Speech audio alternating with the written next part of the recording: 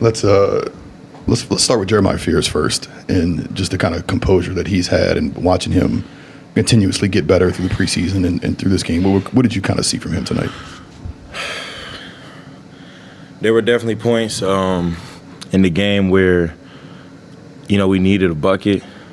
And even when the offense broke down, I think he did it 3 or 4 times where he just made some shaking, got to the rack or got to a short jumper. His name says it all.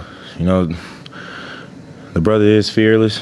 And like I said at beginning of training camp, he gets better every day. How impressive is that just to watch somebody who turned 19 a week ago to be able to kind of pull out some of those moves that he was able to pull out tonight?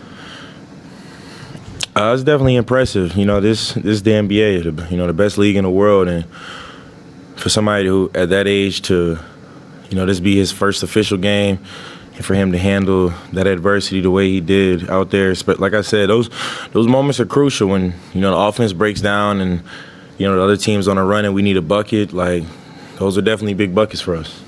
Hey, Zion, you kind of got off to a slow start, but what kind of got you going there once you? Honestly, just the flow of the game.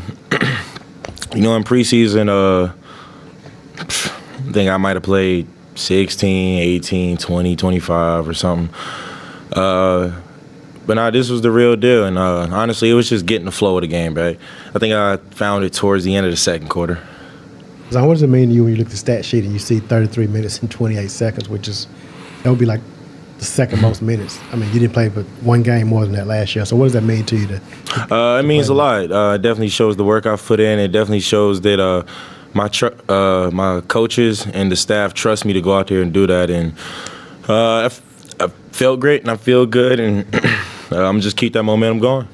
And in the third quarter, what did you see in that third quarter when the game kind of got away? I think they put a 41 on us in the third quarter. I mean, that's the game right there. We had 22 in the third, and they had 41. If we're trying to win, we can't have quarters like that, because we lost by 6, and they outscored us 19.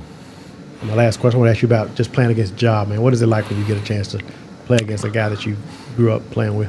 I mean, in the midst of the game, him and myself, we're competitors, but post-game, even when I talk to his pops, you can't help but look back at a time when I was 14, he was 15, 16, and, at that time period, I don't think people understand when you're a 9th grader, 10th grader, even 11th grader in AAU, the message that's always delivered is, like, only 1% of everybody's going to make it to the league. So to look back on it, and me and him were both on the same AAU team, and to see us in the position we're in now, it definitely means a lot.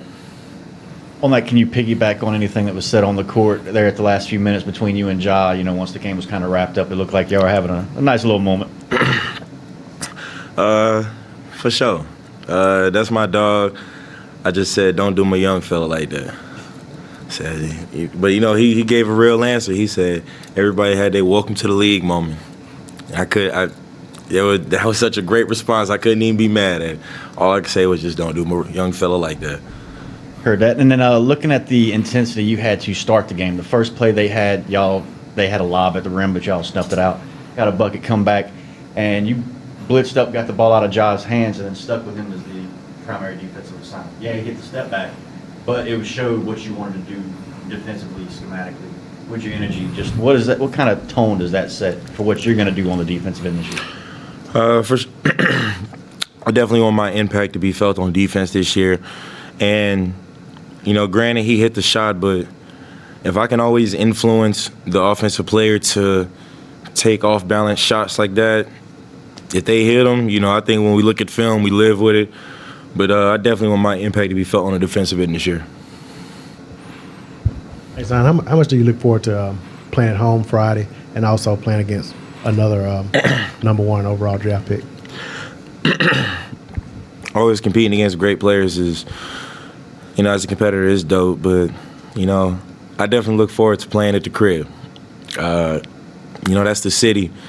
And I hope the city come out, bring the energy, because, we're looking to put on a show and just, have fun.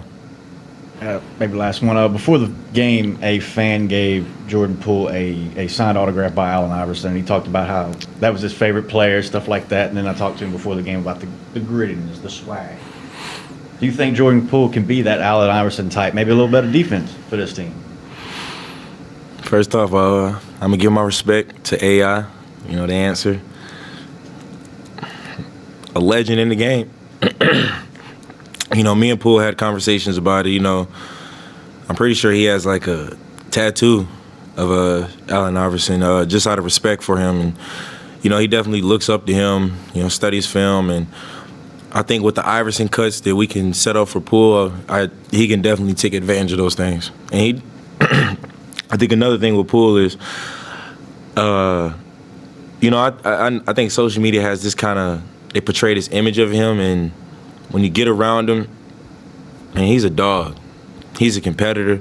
He's a good dude to be around. And, I said it before and I'm going to say it again. I'm glad he's on this team with us.